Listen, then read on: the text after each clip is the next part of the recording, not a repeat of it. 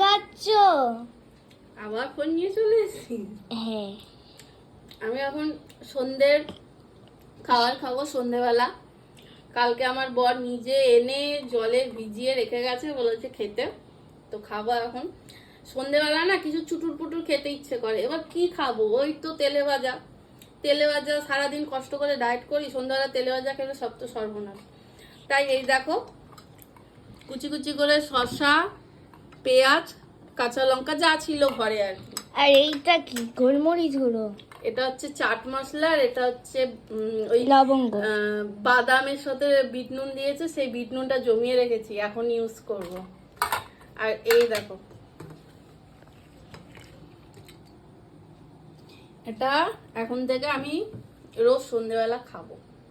রোজ খাবো কিনা বলতে পারছি না, কারণ মানুষের তো স্বাদ, মুখের স্বাদ সবসময় এক থাকে না, মাঝে মধ্যে চেঞ্জ হতে পারে, কিন্তু চেষ্টা করব এটাকে কন্টিনিউ করার।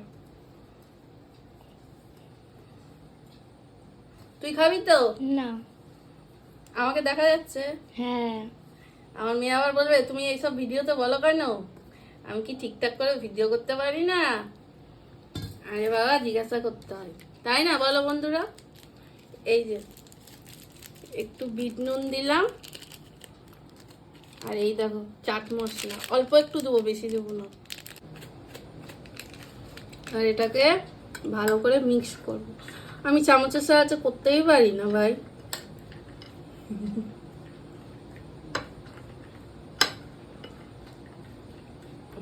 হয়ে গেছে তো, ভালো একটা গন্ধ বেরিয়েছে চাট মশলা।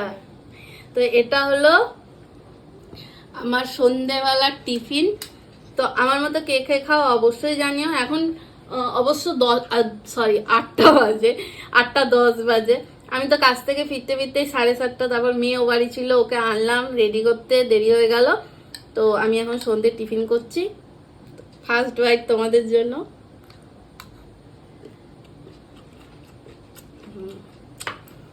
ভালো লাগছে, তুই খা একটু,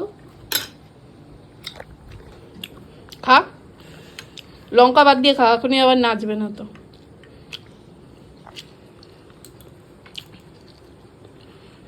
কেমন? ভালো। নুনটা একটু কম হয়েছে না? লঙ্কা খেয়েছি। খেয়েছিস লঙ্কা? এনে আমাকে একটু ধরে দে।